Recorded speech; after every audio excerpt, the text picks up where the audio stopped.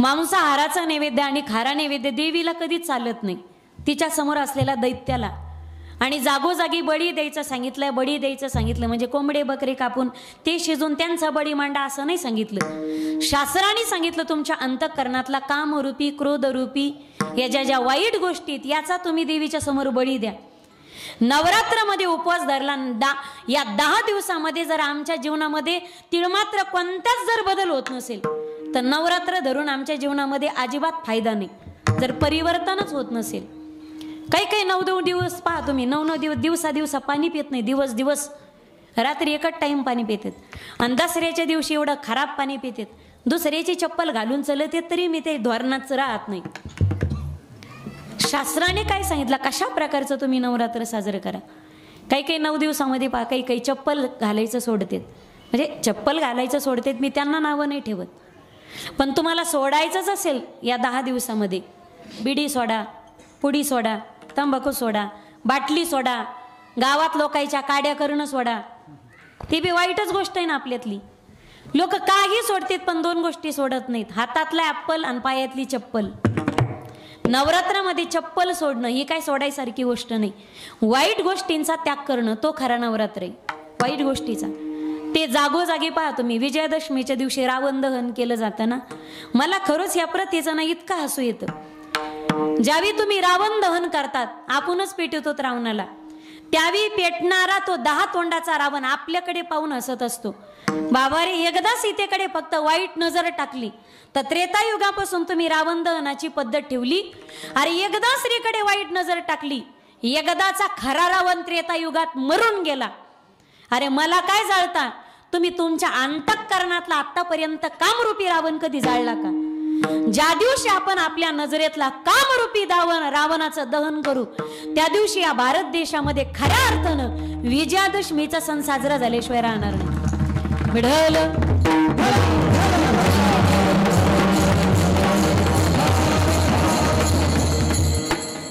खरा रावण तर एकदाचा त्रेतायुगात मरून गेला, पण तेव्हापासून किती त्या रावणापेक्षा सुद्धा नीच जातीच्या प्रवृत्ती जन्माला आल्या. त्या प्रवृत्तीचं दहन करणं गरजेचं आहे. महिलांकडे जे वाईट नजरेने पाहतात आणि आतापर्यंत अतिप्रसंग करून जे मोकाट फिरतात ना, अशा अवलादी उचलून त्या दिवशी होळी पेटून त्या रावण दहनाच्या होळीत जित्या फुकून दिल्या पाहिजेत. आमच्या परभणी जिल्ह्याची भाषा आहे, फुकणे म्हणजे पेटून देणे.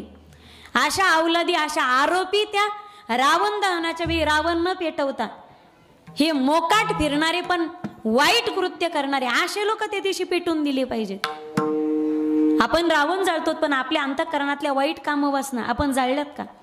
अनेक घटना घडतायत, असा एक दिवस आडवा जात नाही की त्या दिवशी महिलावरती अतिप्रसंगाची घटना घडली नाही. माझी विनंती असेल, सरकारनं सुद्धा खबरदारी घेणं बाळगणं गरजेचं आहे. पोलिसांनी सुद्धा कर्तव्य दक्ष असणं गरजेचं आहे. म्हणजे समाज पोलिसाकडे कायद्याचे रक्षक म्हणून ज्या दृष्टीने पाहतो, पोरगी आपलीच आहे म्हणून फक्त तिच्यावरती नजर ठेवणं. अरे आज दुसऱ्याच्या लेकीवरती घटना घडते, उद्या तुमच्या माझ्या लेकीवरती सुद्धा तीच घटना पुन्हा घडू शकते. म्हणून आपल्या नजरेने जर आपण अशा वाईट घटना पाहत असू, चुकीच्या घटना पाहत असू, तर ते प्रत्येकाचं रक्त सळसळलं पाहिजे. आम्ही भारतीय आहोत, सुजाण नागरिक आहोत, म्हणून प्रत्येकाचं रक्त सळसळलं पाहिजे. आणि हातात येईल ते हत्यार अशा नराधामावरती तुम्ही उचललं पाहिजे. अरे लोकाची लेख काय, माझी लेख काय? पोरगी आहे ना, मी भारताचा सुजाण नागरिक आहे, भारतातली प्रत्येक पोरगी माझी लेखच आहे, या भारतातली प्रत्येक बाई माझी बहीणच आहे. असं जोपर्यंत तुम्ही समजत नाही, लुगड्यात दिसणारी म्हातारी तुमची आईच आहे, साडीत दिसणारी बाई तुमची बहीणच आहे, आणि ड्रेसमध्ये दिसणारी पोरगी तुमची पोरगीच आहे पोटची, असं जोपर्यंत तुम्ही समजत नाही तोपर्यंत भारतात होणारे महिलांवरती अत्याचार, अतिप्रसंग, क्षमा असावी या शब्दासाठी, बलात्कारासारख्या घटना अजिबात आटोक्यात येऊ शकत नाही. असे कितीक दिवस झाले माईबाप. पुण्यामध्ये सुद्धा अनेक घटना घडल्या. एक वाक्य लक्षात घ्या, पुण्यनगरी असल्याने पुण्यातले लोक चांगलेच आहेत, पण बाहेरचे लोक येऊन इथं कुटाणे करतात आणि पुण्याचं नाव बदनाम होतंय. यात पुण्यामध्ये पुण्याचा अजिबात दोष नाही, पुणे चांगलंच आहे. आतापर्यंत मायाच्या अंतःकरणाने पुण्याने मराठवाडा असेल, विदर्भ असेल, खानदेश असेल, उत्तर महाराष्ट्र असेल, पश्चिम महाराष्ट्र असेल, मायेच्या अंतःकरणाने पोटात घेतले. शिक्षणासाठी लोक पुण्यात येतात, उद्योगधंदे करण्यासाठी लोक पुण्यात येतात, पोट भरण्यासाठी लोक पुण्यात येतात, चांगलं जीवन जगण्यासाठी लोक पुण्यात येतात. पुण्याने आतापर्यंत सगळ्यांना आपल्या पोटात सामावून घेतले. आई वडील मुलीला शिकण्यासाठी पुण्यात पाठवतात. त्यांना माहिती की अभ्यासाच्या नावाखाली मित्रासंग पार्ट्या करती का कुठं फिरती का काय दिवे लावती. अरे दिवसा सुद्धा माणसं घाटामध्ये उतरत असताना 10 वेळा विचार करतात. नवरा सुद्धा बायकोला 12 वाजता कोणत्या घाटात घेऊन जाणार नाही. इथं एवढे लग्न झालेले पती बसलेत. मला इमानदारीनं छातीवरती हात ठेवून सांगा, हॉटेलला जेवायचं असेल आणि एखाद्या लग्न समारंभात आणि जर एखाद्या वाढदिवसाला असेल, पण 10च्या नंतर तुम्ही तुमची बायको गाडीवर रस्त्याने घेऊन फिरलात, काळजाला हात लावून सांगा इथं असा एक तरी नवरा बसलाय का? 11 वाजता सुद्धा नवरा बायकोला बाहेर घेऊन जात असताना काय काम आहे तुझं, मी माझं बघून घेतो. नवरा बायकोला गाडीवरती घेऊन फिरायला जात नाही. नवरा एखादा पती एखाद्या बायकोला घाटात घेऊन उतरला असता को 12 वाजता 11 वाजता. आपण काय करतोय, काय वागतोय? फक्त सरकारच्या डोक्यावर खापर फोडायचं. सरकार म्हणजे जागोजागी तुमच्या पाठीमागे कॅमेरे आणि हातात बंदुकी घेऊन उभा राहणार आहे का? म्हणजे सरकारची पण खबरदारी, पोलिसांची सुद्धा खबरदारी, सुजाण नागरिक तुम्ही आम्ही आहोत, आपली सुद्धा खबरदारी, तरुण वयात येणारे पोरं तुमची सुद्धा खबरदारी. आणि अभ्यास करण्यासाठी शिक्षणासाठी बापाचं नाव रोशन करण्यासाठी तुम्ही जिल्ह्याच्या ठिकाणी तालुक्याच्या ठिकाणी आलात, तिथं मर्यादेच्या बाहेर जाऊन नको त्या मित्रांसोबत रात्र अपरात्र न फिरणं ही भारताची मुलगी म्हणून प्रत्येक तरुणीची आणि मुलीची खबरदारी. मोकळ्या टाळ्या वाजवा, मोकळ्या. प्रत्येक मुलीची खबरदारी. खानदानी पोरगी विनाकारण घराच्या बाहेर कधीच पडत नाही. हे मी वाक्य जबाबदारीनं बोलते. आज 11 वर्ष झाले आम्ही कीर्तनासाठी दररोज रस्त्यात येत, रात्रंदिवस आम्ही रस्त्यात, कारण आम्हाला रसच त्यात. आम्हाला रस्त्यात म्हणून आम्ही रस्त्यात, काहीला रस्त्यात म्हणून ते रस्त्यात. आम्हाला रस्त्यात 11 वर्ष झाले कीर्तनासाठी आम्ही रात्रंदिवस बाहेर फिरतो. माझ्या लग्नाला आता 9-10 वर्ष होत आहेत. पण कीर्तना व्यतिरिक्त ज्यावेळी आम्ही रस्त्याने फिरतोत माईबाप, त्यावेळी पेट्रोल पंप जर डिझेल टाकायचं असेल तरच गाडी पेट्रोल पंपावरती असते.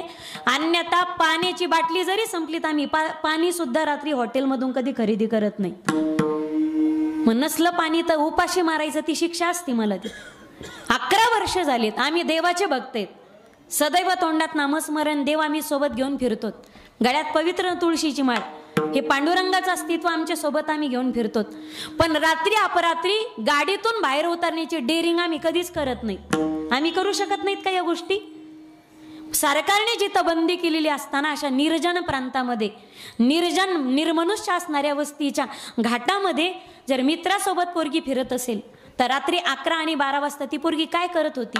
समाजाने प्रश्न विचारणं हा प्रश्न साहजिक आहे. तिथं तुम्ही काही करत असाल, पण सुजाण नागरिक म्हणून आपण आणि संस्कृती प्रधान भारत देशामध्ये जर आपण वाढत असू, अरे संस्कृती प्रधान आणि संस्कारक्षम मायबापाच्या पोटी जर आपण जन्माला येत असू, तर पोरीनं विनाकारण मित्रांच्या सोबत 10, 11, 12 वाजता फिरणं हे नक्कीच कायद्याच्या भाषेत जरी तुम्ही मोकळ्या वाटा दिलेल्या असताल, पण तरी सुद्धा संस्कृतीच्या भाषेमध्ये ही गोष्ट अत्यंत निंदनीय आणि गोष्ट अत्यंत वाईट आहे. ही गोष्ट आमच्या संस्कृतीच्या बाहेर जाऊन, आचारसंहितेच्या बाहेर जाऊन केलेली गोष्ट हिला म्हणतात. विठ्ठल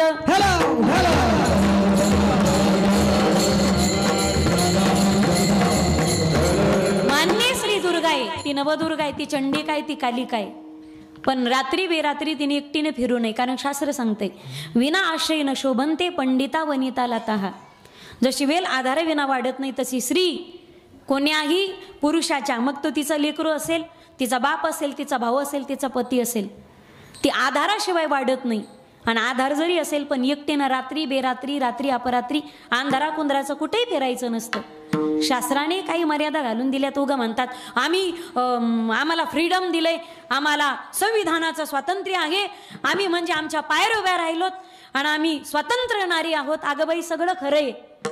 आपल्याला कायद्याने जरी सुरक्षा दिली, पण स्त्री नैसर्गिकरित्या अजूनही ती सुरक्षित नाही. म्हणून आपण स्त्री आहोत, आपण भारतीय नारी आहोत. हे वेळोवेळी आपण आपल्या मनाला जाणीव करून द्यायची. बाकीच्या गोष्टी तुम्ही पुरुषाच्या खांद्याला खांदा देऊन सगळं काम करा ना, पण एकटी दुकटीनं रात्री बेरात्री जर फिरत असेल, आता पहा तुम्ही, एक वेळ त्या गोष्टीला, त्या नराधमाला फाशी सुद्धा देता येते. फाशी देऊन तो एकदाचा दरिद्री मरून जातो, पण एकदा गेलेला काळ कोणासाठी परत येत नाही. आणि एकदा गेलेली इज्जत हजारो कोटी रुपये जरी बाजारात ओतले तर गेलेली इज्जत पुन्हा कधीच त्या पोरीला बाजारात विकत भेटत नाही. पूर्वीचा काळ होता तो, ते काय आता त्रेतायुग आणि द्वापरयुग नाही. आवाज दिला तर द्रौपदीच्या संरक्षणासाठी कृष्ण परमात्मा प्रत्यक्ष वस्त्राचा अवतार घेऊन धारण करून प्रत्यक्ष प्रगट झालेला होता. आता काळ गेला, आताचं कलियुग आहे. आपलं संरक्षण करण्यासाठी आपणच द्रौपदी व्हायचे आणि आपणच कृष्ण व्हायचे. आपणच आपलं संरक्षण करायचंय, पण संरक्षण करत असताना वेळोवेळी मर्यादेचं पालन करायचंय. आणि हा खरा नवरात्र महोत्सवाचा सगळ्यात मोठा संदेश महिला मंडळीसाठी आणि नवदुर्गेसाठी असेल. विठ्ठल